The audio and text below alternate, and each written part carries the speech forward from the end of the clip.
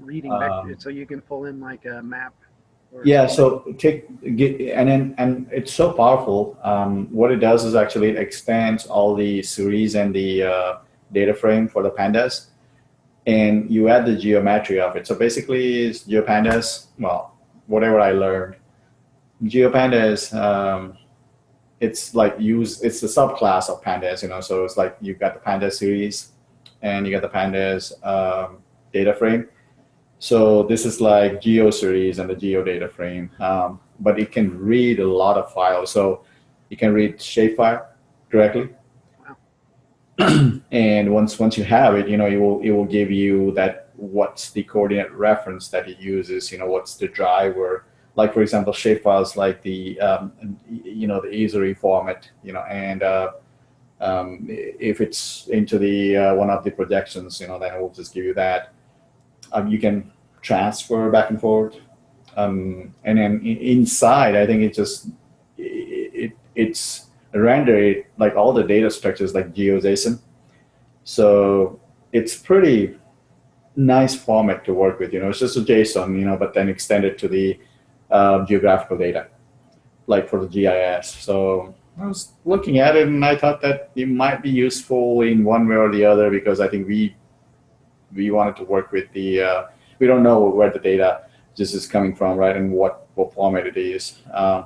All the latitude longitude data, and then that uses that WGS84, the overall like the protocol format. Yeah. Did they And update the map? I didn't know this, but Japan, after that tidal wave or the earthquake, they shifted 8 inches. So how do you? I know that you get like a new map every so often, but I didn't know. yeah, it changes a little bit here and there, of course. And we have it, and many times you got the big, the tsunami or the earthquake.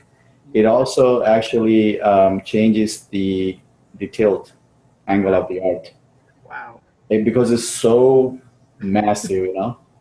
It's a jolt, right? And we're like hanging in the space. I mean, you're just going around. But if internally, it just takes that jolt, it could change the angle a little bit, like very minor, but it has a power to do it. Okay. So earthquake also changes, the or lat long, obviously.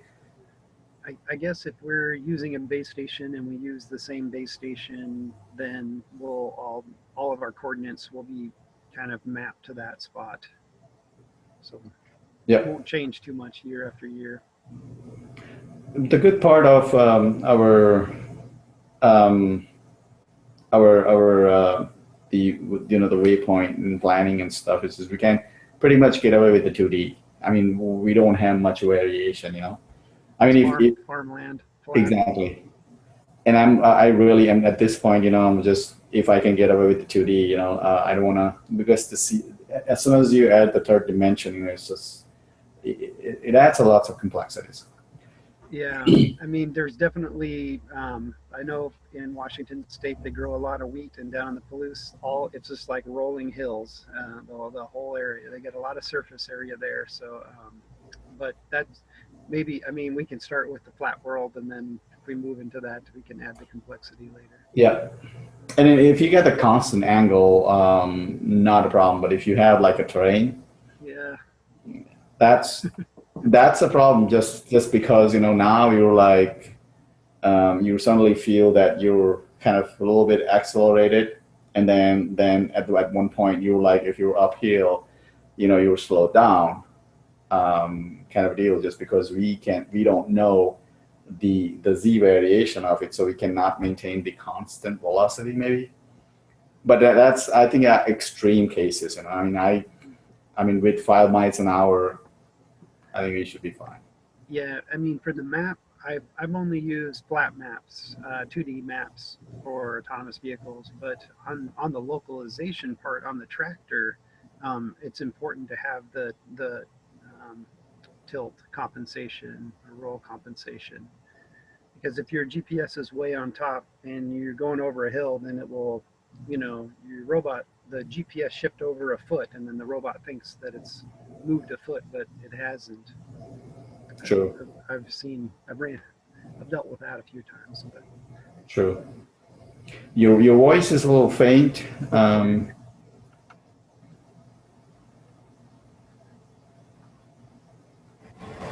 how's that? I wasn't sure about the background noise. Just a little bit, but I think it's better. I can hear you clear.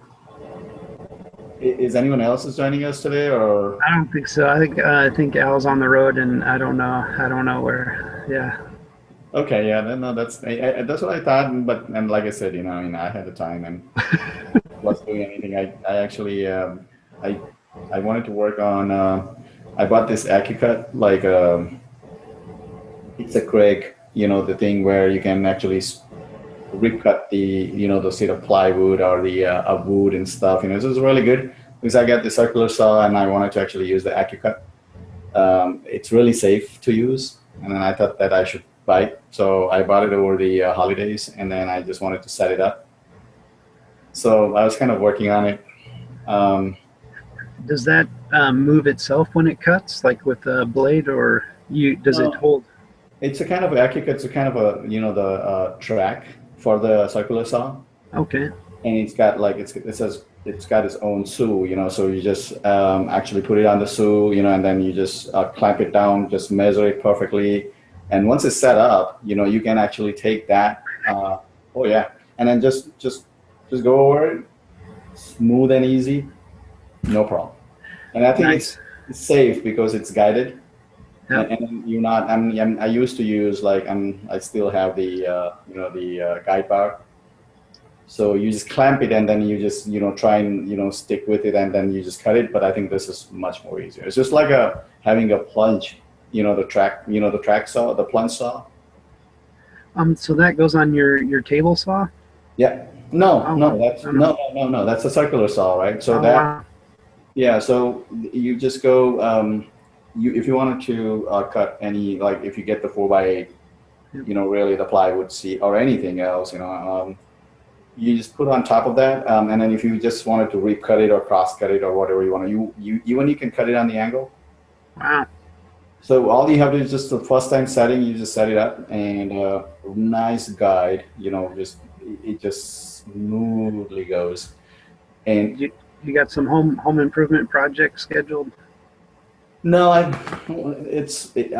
like woodworking, so that's what I try to do. And then this one is like I was making few tables for my the equipments. So I have a planer, Huh?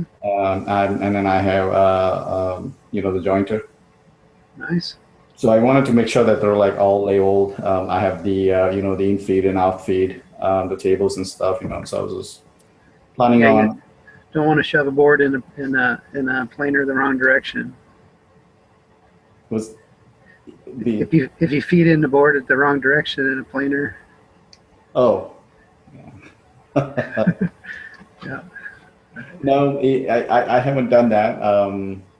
But the biggest thing with the planer that I have is if you don't have the proper support in feed and out feed, you got Keep a it lot. balanced. Yeah. No, Yeah. you get a lot of snips like what they call as it gets in. You can see visibly mark, just a tiny bit, and if you're like a little bit. As the teeth start to grab, puts a Yeah. little divot. Okay. Yeah. So if you don't have the proper support, in feed or out feed both, you see the bites. I don't know. People call it snips or something. I forgot the name. And then that's likely to occur. And if you have your adapter cut just a little tiny more, you can visibly see it. Oh, wow. And it does it. Like my planer is not top of the line planer, so. And Do you make like dovetails or cabinets, or that's a pretty high precision? No, what I do is I take the rough wood, and then I just square it. Huh? So I take and then those are cheap, right? So I take any the soft or even a hardwood, and then just very rough. It's just maybe sometimes it's not surfaced at all. Sometimes you got only one or two faces surfaced, you know. So I take that and then I put it on the jointer, and then I work on my face and the one side, and then I put it into the planer, you know, just to make sure that my thickness is good. Yeah. And once that's done, your three surfaces are done. You're ready to go onto the table saw, because now you are cutting it to the length. And then once you cut it to the length on your table saw, you're done. I mean, that's your all squared wood that you can use it to make even a furniture, you know. Wow. Yeah. That's awesome. That's a good hobby. Oh yeah, I like it. It's just more therapeutic, you know, and especially in winter months, you know. Yeah, for sure. So that helps. Yeah, I can stay busy a little bit. That's good. So that's how it went. Yeah, but regarding to the package that we have now, so you saw that I just saw your comment. I was just watching TV and then reading your comment. So I think at this point we're good. We can actually merge the changes if you want. Okay, so I just clicked that merge button. I'm new to this, but I think it's fun to learn. We can use this kind of like as a learning project. So on GitHub, do I just click the merge, because it says it's ready to merge? Yeah, you can. And so there are like how they use it, and I'm not an expert either, but how the people use it. Like, let's say for example, you have a project, you know, and if I make some changes, right? I actually push my changes to the different branch just because I don't want it to push it into the master branch. So now I have the new branch, Yep. and then I have my changes, and then those changes, like let's say for example, if you wanted to merge it with the master, we got two ways. I think I'm not sure if you can do it directly. But now what people do, usual practice, is to create the pull request, which is called a PR. Do you need to create that pull request? Yeah. So that's what I was going to do. That I can create the pull request so that we had like a milestone point. I like that. Yep. You know, and then say, okay, well, this point onwards, you know, this change is merged. You know what I mean? Okay. I tried to check out your package and I was like, okay, you know, normally I just do git clone but that grabs the master, and then I had to read, but you have to take that, I guess, UUID or whatever, and then do the git. Once you pull it down, then you do git. What I did is I did git checkout and then that branch number. Correct. Yeah. Okay. So once you check that out, you know, now, you know, that branch becomes a local. Okay. To you. So now you're working on that branch. So you have to check which, you know, the package that we're working on, because you may have the master and you may have the branch. So when you say, I think there are certain commands. So you would just say just the list and the status. Okay. The list would actually gives you all the branches that, you know, what's the current branch that you're working on, and then you can switch the branch. Mostly the masters, like when you first download it automatically assigns the origin to that remote repo. Okay. So it means that, you know, now if you actually git cloned it, it means that your repo is already tracked and you already have the origin set up, you know, with that repo already. So if you're pushing any changes directly, there will be git push, you know, your origin and master, because your origin is already your remote repo, and your master is your, you know, the main branch, kind of a deal. So if I have to work on it, you know, what I would do is I would just take the repo, and then I can do two ways, but I can create a new branch, you know, and then I can work on my changes, and then once I'm done with the changes, you know, I can actually commit those changes, and I can commit those changes to a new branch, and then push it to the push to the GitHub. So now you would have, you know, like now you have a master, and now you have a branch. So your master is untouched. You know, it has actually no changes at this point. And my branch, you know, it's actually a different branch, but it's just basically a repo with the changes. Nice. So now you got those two things. And now I said, you know what, we should actually merge it. So I can create the pull request. It's nothing but, you know, like you wanted to merge the changes from the branch to the master. Yeah. So once I get the pull request and once we merge it, that's aligned. So Okay. your header will point to that new the hash, which is your pointer. Okay. So now it's all aligned. So it means that now it's just good to go. So if now anyone download the master, it means that it has all the changes. Awesome. So you can keep working on it, and then and if any new changes come in, I think it's a good practice to get the changes in through the pull request. Okay. Add If you follow functionality through a branch. Yes, yeah, and then if you follow this practice, I think this is good because once we grow, there's certain things that we have to follow, including testing and stuff. So we'll just wanted to include that later on. But right now, at least we're following the version management. So it means that we can always, if something happens, we can always go back. I like that part. It makes me feel a little bit more comfortable making changes because I know I can always go back and I've got a copy of it if I blow up my hard drive or RM-RF, which I'm known to do. Yeah, I'm like GitHub that I've been learning too. I know a few things. So I thought that this is probably a good practice for us to start doing it. And what we can do is if more and more people will start working on it, we can actually do the kind of a small demo. Just to work with like very few commands that we should know if we're working with the repo, and then just the changes and you're just pushing the changes to the branches and kind of a deal. I think we should know a few of those commands. So it's easy to mess it up, but that's fine. That's how we learn. Yeah, it's okay. Try. We just wanted to make sure that we have a ability to go back to the kind of point in time if you have to or if you want to. Okay. So I think that would help us with that. I agree. So do you want to, do we want to share the screen and then do the pull requests, and that would be a kind of a documentation of the process? Or I don't know what's involved with that whole. Let me Looked like there was an auto merge feature, so once there's a pull request, then we just click the auto merge and then that becomes the master. More of a question. Yeah. Okay. And like I said, I'm no expert either, but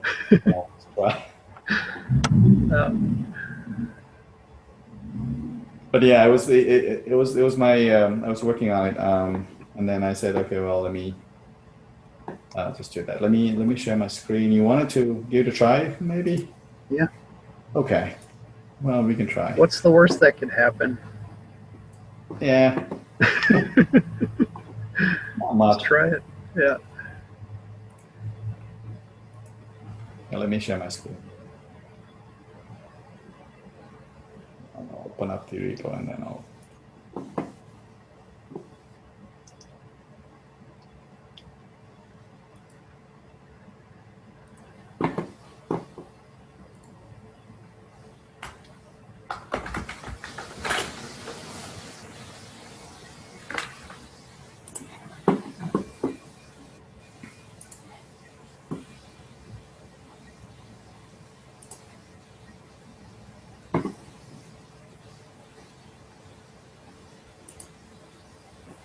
So you got the other branch over here, and can see the new pull request over here. And then I'll just gonna say so changes to help Steam.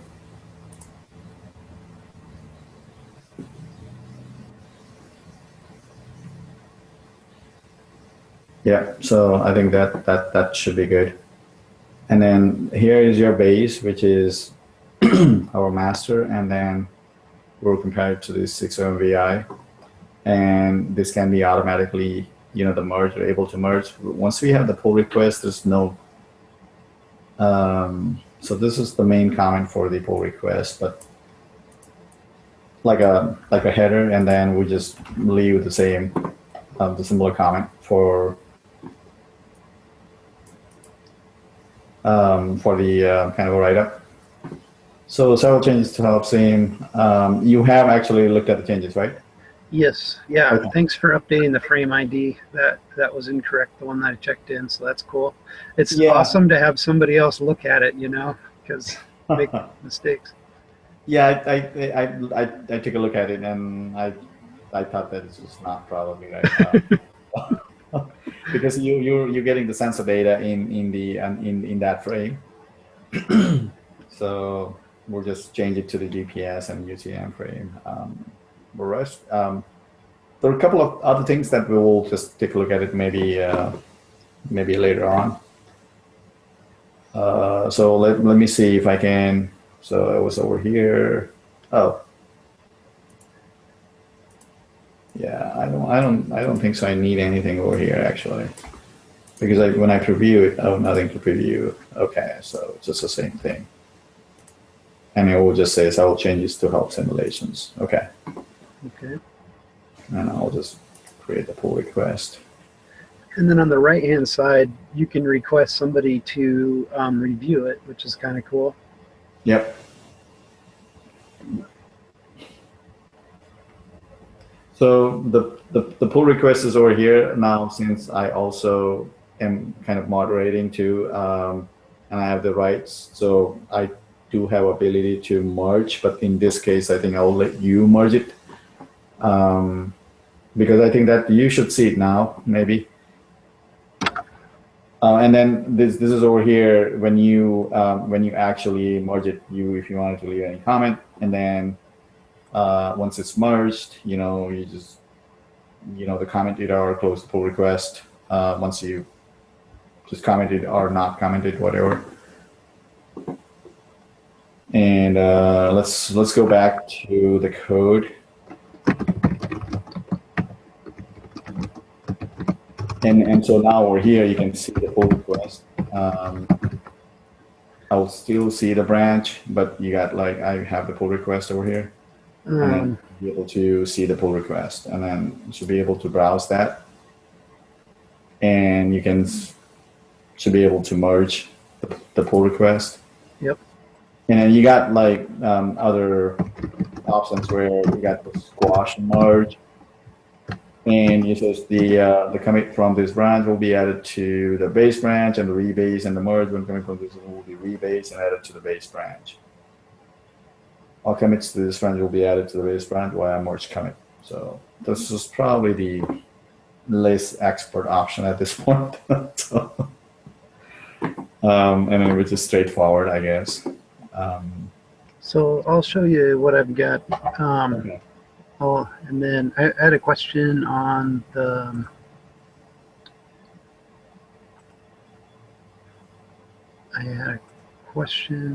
Okay, so I see this merge pull request. Do I just click that, or do I write that and click it? Or this is where we can have a conversation about the pull request, and then at the end we do the merge pull. Correct. Yeah. So you can merge it, and then I think you should be able to click on that. Confirm merge. Okay. Well, I want to comment. And then comment. Confirm merging. Yep. Is that it? Yep. Well, that's pretty good. All right. Well, I'll let you. So that was it. Yep. And then now, so all the changes are now, it's available for everyone in the master branch, and obviously everyone should, because that's the default branch, and everyone should work out that branch, which is the master. So if anyone clone, download, or actually download any of this, the single, the file or the folder, they should use the master branch always. They should always use the master branch. Okay. Okay, that's nice. Thanks, Sam. That's pretty cool. That's a good. That'd be a good process to get into the whole thing. I took this class. It must have been I don't know, 6 years ago on engineering startup, and they had this whole process of, I mean, yeah, basically even your workstation, we were using the AWS servers, and we would set up our workstation there, check out the code, work on it, and then check it back in, and Yes. then push it out to we're using Heroku apps Oh, I for see. web server. But that was a long time ago. I've Heard slept about it. since then. Yep, I heard about it. But that's neat. It's great to be able to see the changes and see the progress over time. Absolutely. And it's part of a good practice because we're working in a group. Yeah. So it means that even if you know more people, they're working on the same repo, you know, and then more and more changes, you know, we'll see over time. And everyone's creating the pull request, and we have an opportunity to just see the changes and stuff. And before we just merge it. And well, the fun would be when you have to actually, if there's any conflict, you know, that'll be a fun because you have to have a resolution for the conflict. So it's not too bad. If we were, well, the time will come where, you know, we're getting more experience also, so we'll just be able to resolve any conflict if there will be any conflict in terms of merge, you know, changes. If you have to, you know, reset the or rebase, you know, the headers and the pointers, those things sort of. That's when we get to like 1,000 developers all cranking on this. And then that's why I think our preferred method would be, okay, well, we create a pull request, and you know we'll have we'll see, and if we have any questions, you know, you can go back and forth actually. Okay. Before you merge it, you can go back and forth like Q&A. Okay. And if you see any points, or if you see that, well, if you want it to be in certain ways, you know, in terms of like coding practices, if you need more comments and stuff, you know, which I would love to see more comments, just because if I'm writing something, not necessarily I'm going to work on it like after 6 months or a year, but someone else is looking at it, and if he wants to actually add something, your comment in your code should be so simple that anyone should be able to follow and then take it forward from there. That's awesome. I've been working on static analysis of ROS packages using high assurance ROS. It's a package Andre put together. It's pretty cool. It goes through, and one of the tests that it does is the commenting. So it's looking at that ratio of lines to comments. I haven't ran it against this package, but I should do that. We can publish the results and maybe find some issues that we can work on. Yeah. Kind of fun just to see, since it's so small now. It's mainly configuration files. There's no really software in there, but configuration. Right. Yeah. Yeah. I think it's all fun. It's all fun, and then you can see the real progress. You know, when many people work on it, you can see the real progress. Because it's, you know, the Sohin he was taking a look at, you know, some of the gazebo parts and stuff. Yeah. I was excited. Wow! So we're just getting the gazebo now, and then I did see that the VBox, you know, like they've open sourced the whole thing. You know? Yeah. I mean, that was a big deal. I mean, I didn't realize that it was just used at a lot of places and industries. Yeah. It's a nice simulator. I haven't got it to run. I think I've downloaded it, but I haven't played around with it. But I was really curious on their orchard simulator. I built an orchard in Gazebo a few years ago, and I haven't used Gazebo 9. I should try running it again in Gazebo 9 because they've done a lot of performance updates. So I think it's getting better. Okay. Yeah, I'm still on Kinetic, so I think for me it's 7. 7. Yeah, I guess. And I haven't installed the 1804 yet, so I'm not actually using. I think you can use Kinetic with 9, Gazebo 9 on 1604. Yeah. Oh, you have to separately install it then? Do what? You don't have to install Xenio. What was that? You have to separately install it, or? You just have to tell it which Gazebo you want to use. I see. Okay. I think I should give it a try. I think Gazebo 9 has a lot of the new improvements. Oh, yeah. it's and then it's a lot of yeah. I mean, and it looks more promising actually. Mhm. Yep. Yeah, that's one on the. I've been working on it slowly.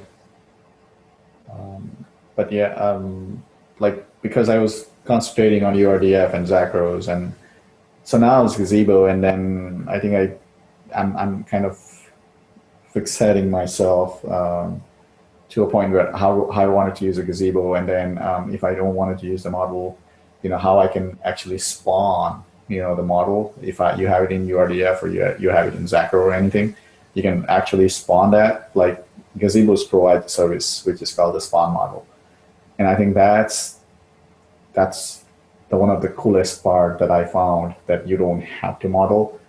You can just call the service and then spawn the model. So be it it's a robot or your environment or anything actually. Yeah. And then you can make. You want 12 robots? Boom, boom, boom, boom. What is There that? you go. If you want 12 robots, call 12 robots. Exactly. There you go. Yeah, it's just fast, and then you can have the order. You can actually go row wise, is vertically spread. You can even put the it randomly, the space models, and you can just throw it right there. Yeah, I found that really the macros, the Zacro, using that, because the orchard, I just used one tree, for the orchard, but it was neat that you can just replicate it of whatever size orchard you want, and it just looped through of your thing. And it can be random. It can be random, so it means that you don't have to have like your X and Y. It's just not certain pattern. You can just spread it around. Yeah. If you want to, and now orchard obviously it's just more probably like square to square kind of a deal, because you actually plant it that way. Yeah, but you could spawn the robot in different places and see how it handles. Yeah. Or a vehicle or some person. I found it very interesting and cool, just because you always have that, the simple world that's already available. So just like once you have that Gazebo, and then you just start adding, I would spawn it like, it's your launch file, just, doing all the magic. And I'm just calling the service one by one. Yeah. And then no matter how many models, that you have to actually do it, just, it's pretty slick. Yeah. I like it. Have you flown a quadcopter using Mavros in Gazebo? I was at one point I was closed, and I didn't write anything myself, but then I think it was one of the repo and the package that I was using, and I was able to send the command through the Mavros, and it would take it off. Go to a certain height, just hover it, and then it just goes down and then land. That's pretty cool. Yeah. Yeah. I haven't done a lot. I went through that tutorial just to see what it was like, but I think the interaction between drones and autonomous tractors are pretty cool. Pretty cool use case. Oh, I do. I see, because the Gazebo's got the whole modeling ready for the quadcopter simulation thing. Mm-hmm. And so if you really have the package, and if you really wanted to actually simulate some of these actions through the Mavros, because Madelin's very versatile, Yeah. And then I think this is the perfect gateway, if you wanted to simulate something. Yeah, the Q ground control is a pretty cool ground station, and then drone deploy has been doing a ton of work. So I mean, there's a lot of people behind that product or that software. I think one of these days we need to actually also demo the services and mainly Accents. Okay. So I think it's a small, should be like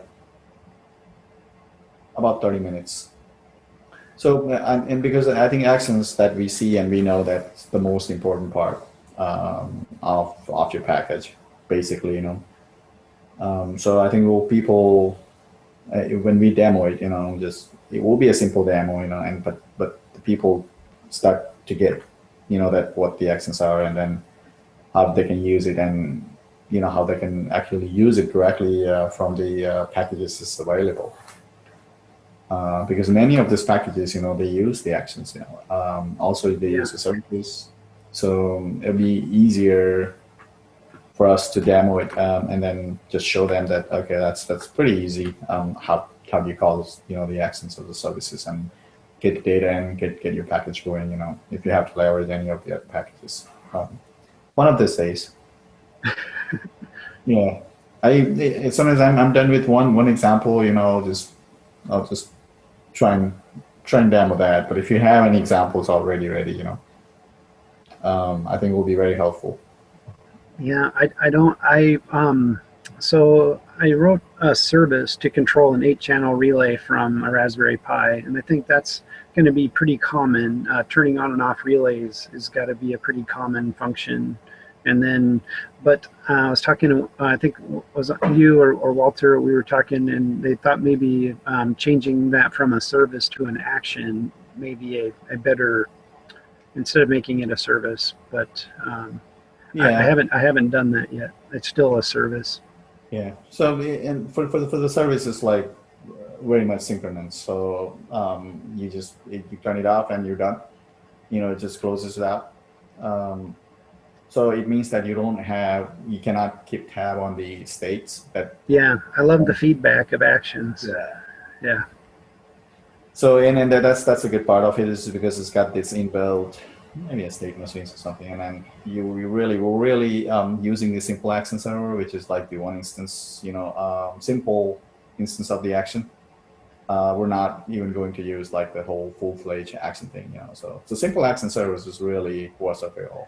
Just has 3 instead of 5 nodes, or what's the difference between the simple and the regular? I guess I have never explored the regular, but regular has like more capacity that you could do like certain others more complex things, and then you can write your own thing. But the simple action server is like, it's easy for us just because we know that it's easy to work with, and then once you have the instance of it, you can easily to take it through. Well, for our use cases, basically, I think the simple action service, that's what we need. But just people should know that just not the simple action server. There are also the action servers, which is like highly the configurable and the also a little bit more complex. And if they can't find, if they think that simple action servers are not actually fulfilling their use case, in that case they need to actually look deeper into the action servers itself, to see that if they can find what they really want and how they really want to use it, depending on the use case. I haven't found myself, for the simple action servers, so far so good. But yeah, it's just not just the only thing that we can use. But for us, I think it's simple enough. Okay. Is that something you want to work on, or what do you want to keep working on the simulator? I guess you can use actions in the simulator. That's part of the cool thing, but I didn't know. So what's the next step for our package? We wanted to do the waypoints. Oh yeah, waypoints. Yeah. So I looked into that a little bit. I can.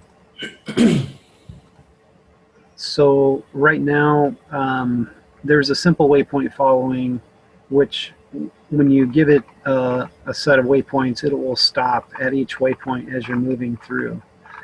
And so we're looking at Ricardo in his class. He taught us how to do continuous waypoints. And so the way that works is it fires up two move base controllers. So you have move base controller 1 and move base controller 2, and then you have a switcher that listens for when you're getting each of those, and then it will switch between one and the other. That's interesting. So I can show you a little bit about how that works. But there are some issues because we are using TEB.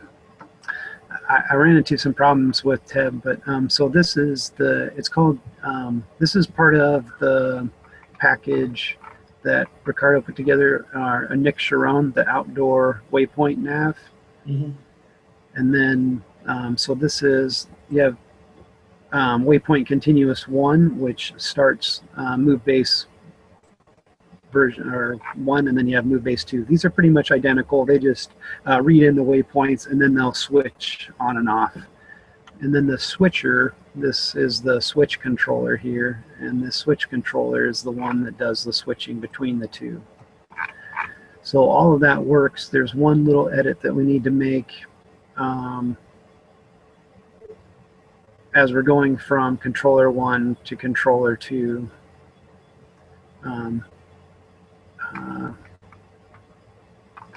I can show you how it does that.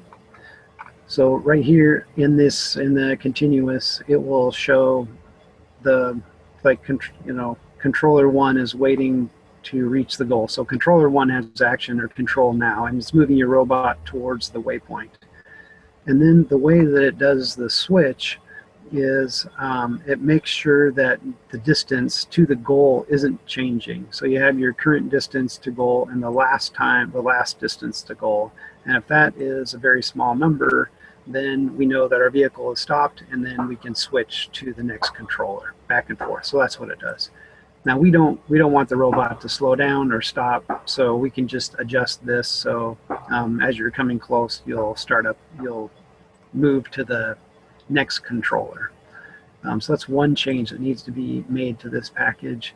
And then the second change that needs to be made is on these controllers. I just had the name up, but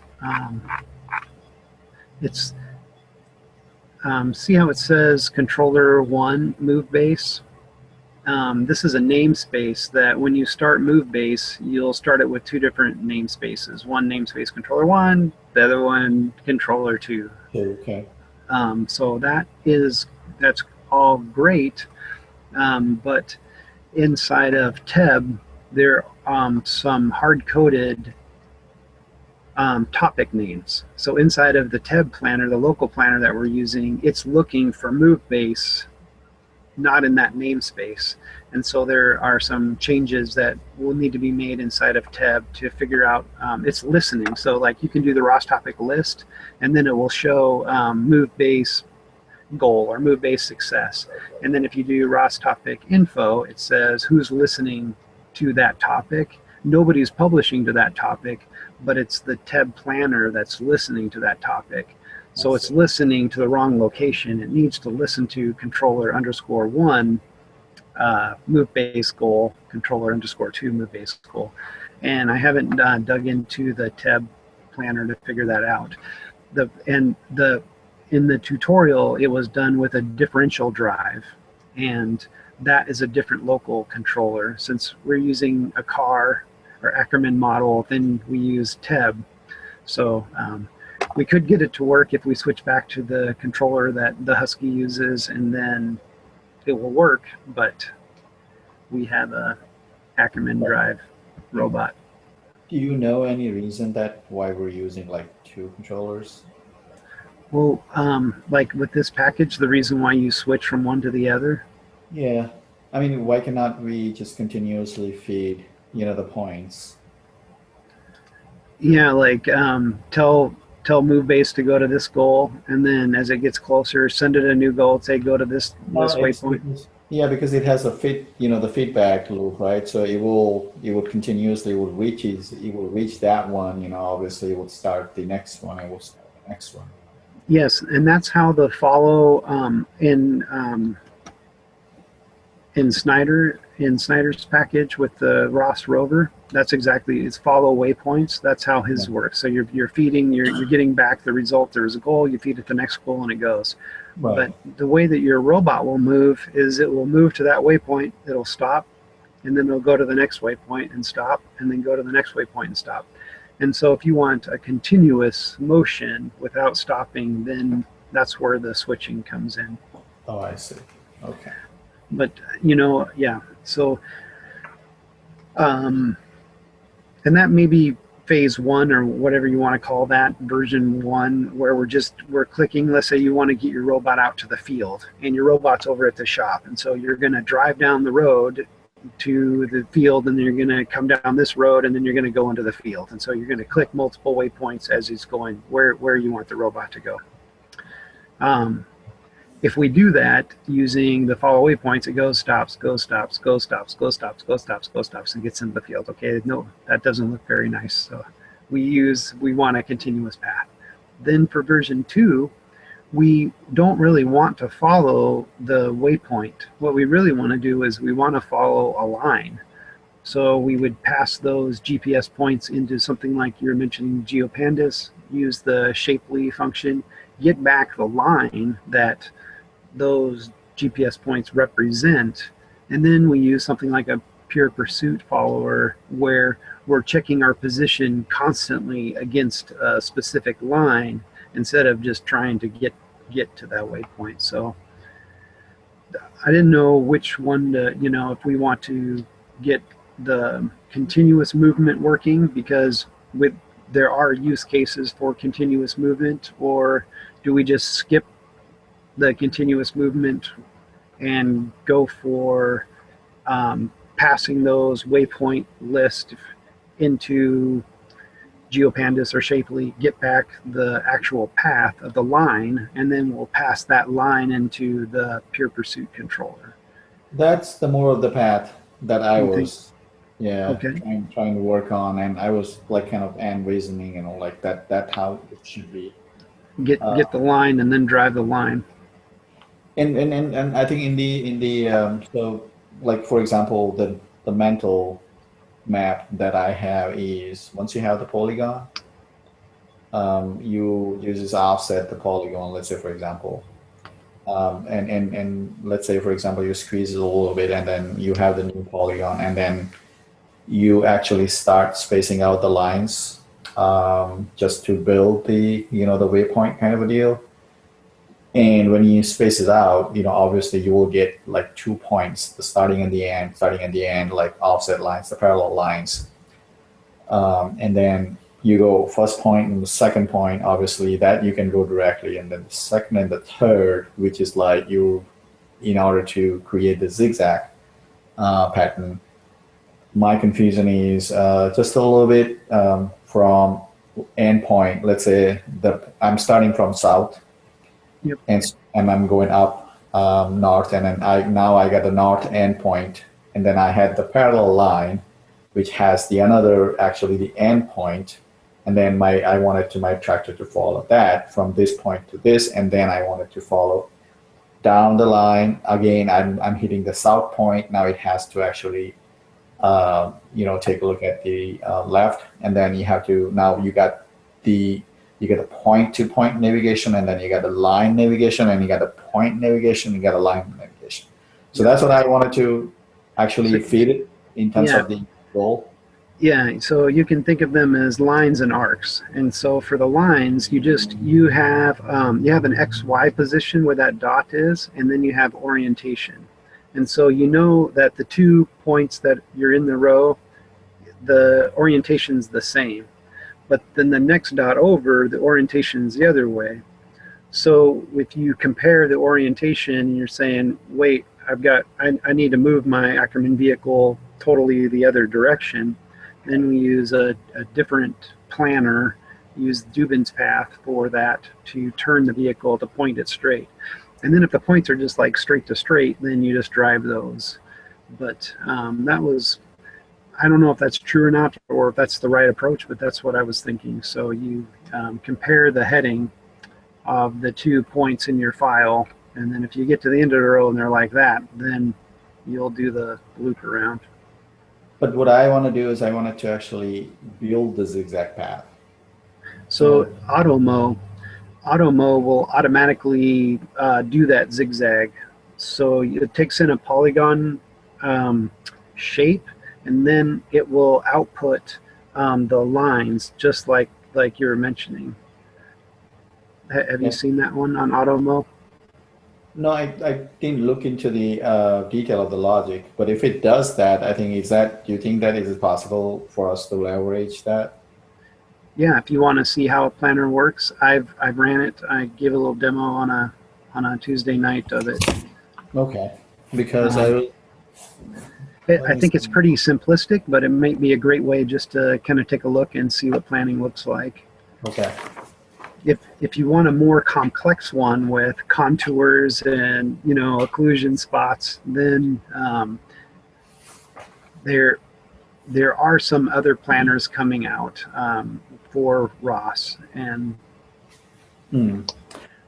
My take is at this point, because our Ackerman vehicle has the turning radius, yeah, so it doesn't matter, if it's not going to actually follow the perfect, the perpendicular or right angle path.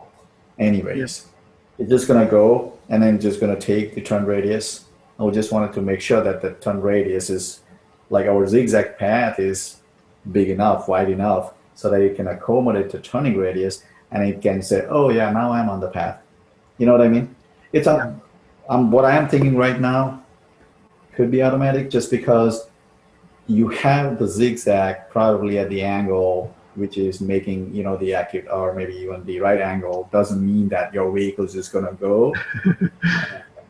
yeah, It has a turning radius, like your car cannot move in a right angle even if you want it. yeah, And and our roads are crossroads, yeah.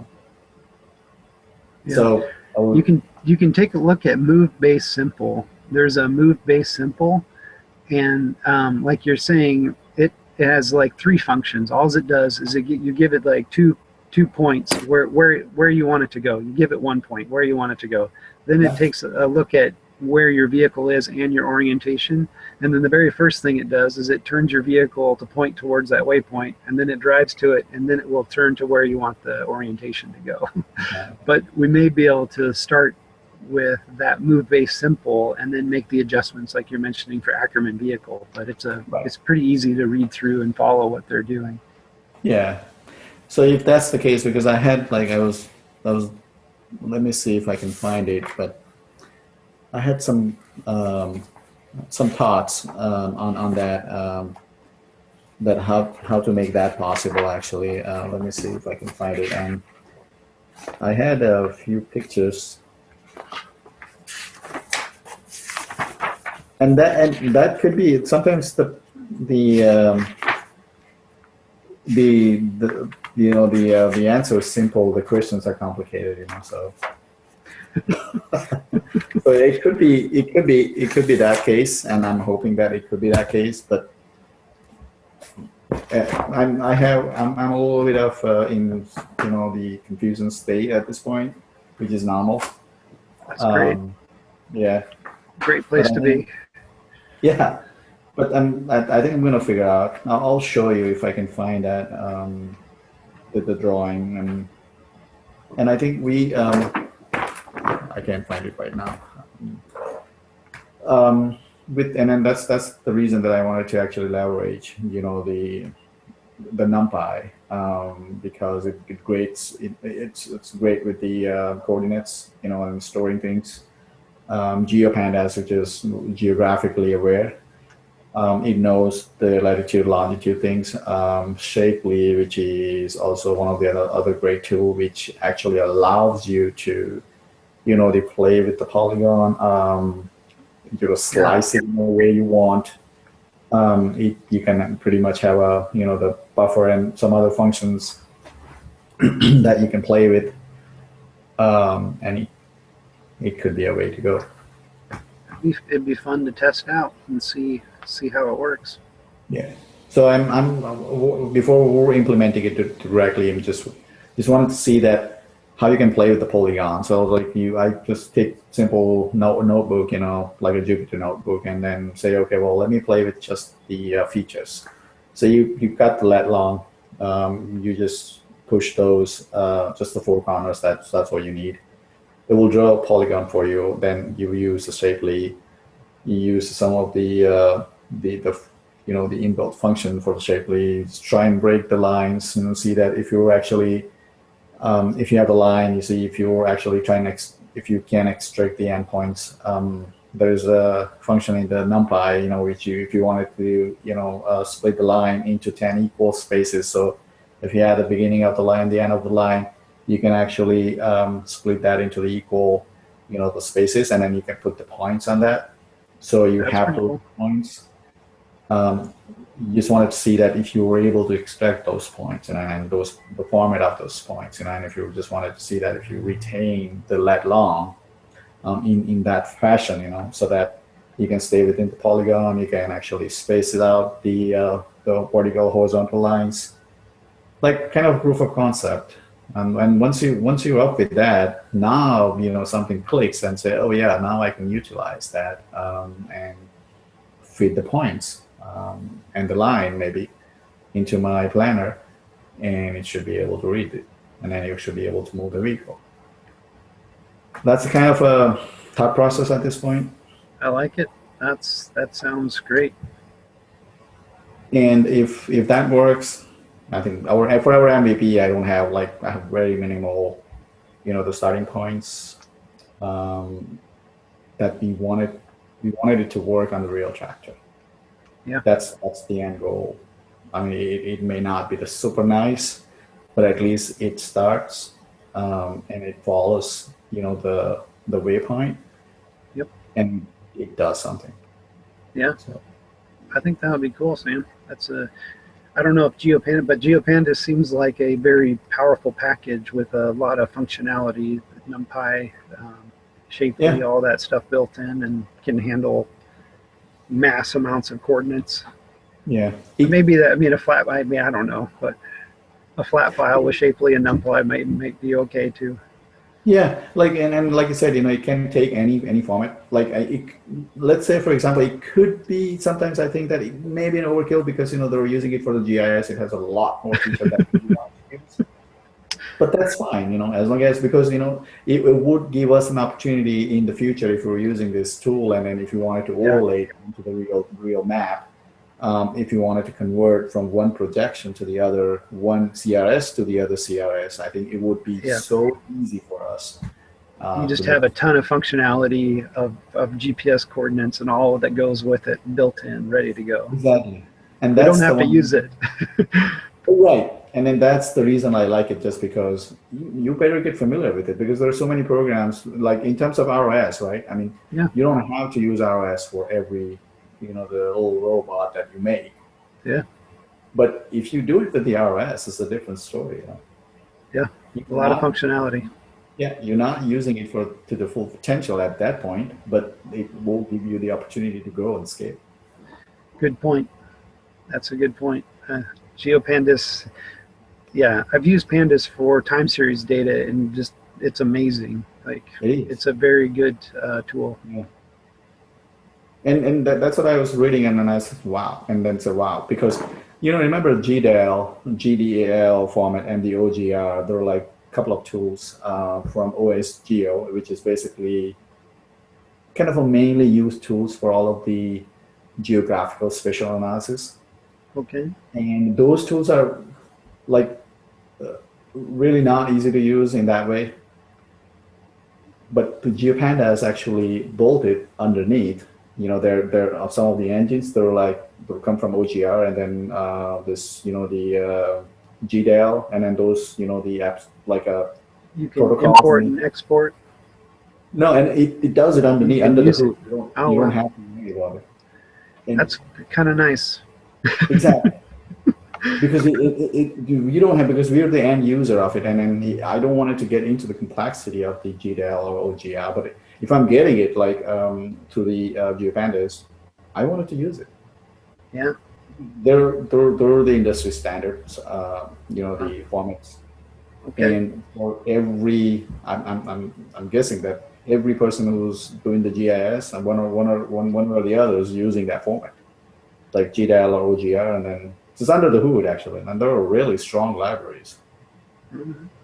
I think they're written in C, C++. Yeah. Not sure. They have the Python bindings, but not easy. Not already built in like Yeah, GeoPandas. not user friendly. But now that these guys wrapped into the GeoPandas and then make it really worthwhile for us to use it, because GeoPandas just like works like pandas. That's it. But it's just geographically aware software. I like it. Yeah. I think it'd be fun. It'd be cool to I mean, see what it can do. Exactly. Yeah. I mean, I wanted to just use it and see that it lives up to the potential and the hype that we are talking about. Reality check. And once that, and I see a lot of I see a lot of potential. I was actually going through a little bit of Fiona, Okay. to see that how that does, and I was actually What's checking Fiona? Fiona. Yeah. Oh, that's the restoration of the vectors. Yeah, the Fiona is like underneath GeoPandas actually. Okay. So the GeoPanda is actually underneath. It wraps the like I said, the Fiona, Rasterio, Shapely, Descartes, PyProj for with this the projection. We need that. Exactly. Matplot. So everything underneath. So you can call it natively, and then obviously it's the pandas, so it means that it has your NumPy functions and everything else is supported. And then if you have the matrix manipulations stuff, you could do that if you ever need that. Okay. Awesome. Yep. Right now I'm working on calibrating the robot, calibrating speed and turn angle, making a robot model, like a mathematical model of motion. So that's what I'm currently dealing with, localization and then characterizing how the robot moves. So that's been a lot of work that, localization's bare. This is all solvable with money. You can buy a Pixie Multi and then you'll have dual GPS. You can get your heading. You can do all of that. I stupidly am trying to use a $35 GPS and I'm getting my butt kicked. But I'll still try to. Yeah, it's all fun. Yeah. I think it will clear the more fundamentals for you. You can still learn all the stuff in practice. It's just your accuracy is terrible. Yeah, and the reason being GPS has come down over time, in terms of the cost. You never know. You're down the line 5 years. It's just a $35 GPS. Yeah. Both Jeff and Al bought that F9P, the U-blocks. And I think that's supposed to ship, or some people are already getting those. So pretty excited. A $200 RTK with L1, L2. So two lots of satellites. So we'll see how that goes. We'll let them get it, but that looks promising. Absolutely. I'm getting more and more fundamentals clear on the localization, and that's a good part actually, because that is very important for us. Yeah. Remember how the local XY coordinates comes into the play. Yeah.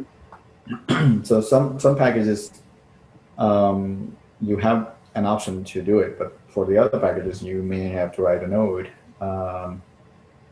just to do the local XY thing, where you have the GPS coordinate. You want it to actually start with the local XY, and then you constantly probably want to switch back and forth. That kind of a deal. So those fundamentals for the localization should be very clear, and so that you would know that how you wanted to use it. And obviously, the robot localization is a really nice package, So yeah.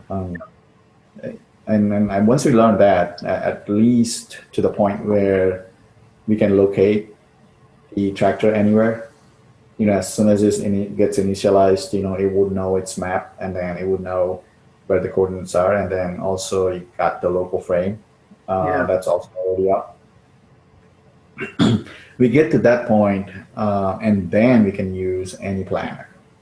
And even if it's just Exactly. our own, even if it's our own planner, it'll be easy to work with actually. Because I think I guess our map is not mapped out. Our map is like mostly in terms of polygon, and says, okay, you know what? I just wanted to till this field. Um, you just go from point A to point B. I mean, you create the path, and then you just follow the path, and at the end of the endpoint, you just send me the message that all done. Awesome. That'd be cool. It's a good demo. Absolutely, yeah. Yeah, I'm looking forward to. Hopefully, we get to the point. Maybe in a few months, if not, but at least some more progress that we would love to see. And see by the time if any other packages, if they have to offer us something in the meantime, if they come up with something. All right, we're way over the time. All right. Well, it was good talking with you, Sam. Yeah, absolutely. Happy New Year. Happy New Year, yeah. We wish that we'll get many things done in this coming year. Yes. And Good year.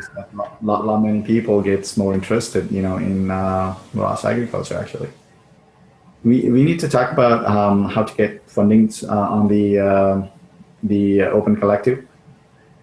Yeah. And we need to talk about that. How we wanted to do this, like 2019. How we can get a little bit of fundings, get more people interested, especially farmers. If they really wanted to do something. At least the inputs, more use cases. Yeah. So I'm not sure, but I have to figure out the way. That's a good idea.